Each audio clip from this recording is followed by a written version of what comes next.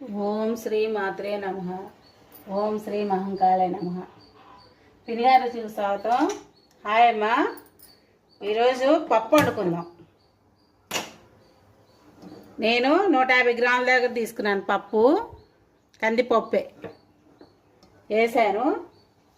దీనిలోకి బీరకాయలు, ఒక బీరకాయ పొట్టు బాగా తీయొద్దు, గనుపులు ఉంటాయి కదా, ఆ గనుపుల వరకు తీసుకోండి.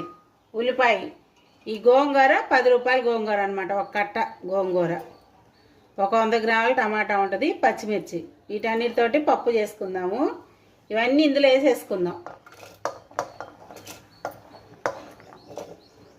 గోంగూర, బీరకాయ, టమాటా, పచ్చిమిరకాయలు, ఉల్లిపాయలు, 4 ఉల్లిపాయ ముక్కలు పెట్టుకుందాము, తాలింపులోకి పనికి వస్తాయి.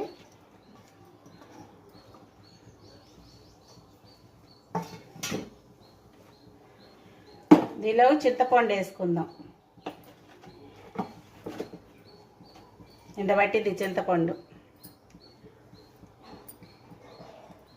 ఇది మీకు పప్పులో వేస్తే ఉడకదు అని అనుమానం ఉంటే ఒక గిన్నెలో పెట్టుకుందాం. పసుపు వేసేస్తున్నాను, కొద్దిగా ఎక్కువ వేస్తున్నానులే.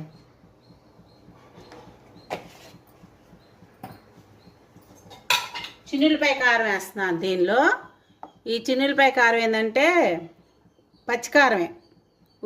ఇది చిన్నులపాయలు, ధనియాలు, జీలకర్ర, ఉప్పు వేసి నేను మిక్సీ వేసాను, రోట్లో నూరలేదు. ఇది వేస్తానన్నమాట. ఇంకెంత వేస్తున్నాను, ఓ పెద్ద స్పూన్ ఉంటుంది.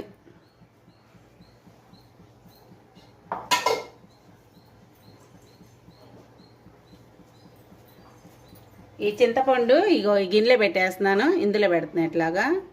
దీనిలో నీళ్ళు ఏం పోయినా అవసరం లేదు, లోపల నీళ్ళు వచ్చేస్తాయి.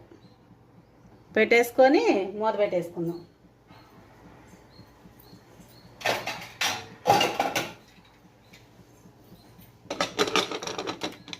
మూడు విజిల్స్ రానిచ్చి 1 నిమిషం సిమ్లో పెట్టేసి కట్టేద్దాము.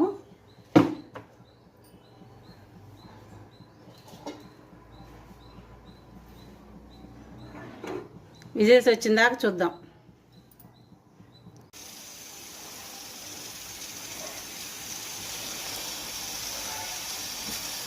విజిల్ వస్తుంది, చూద్దాం.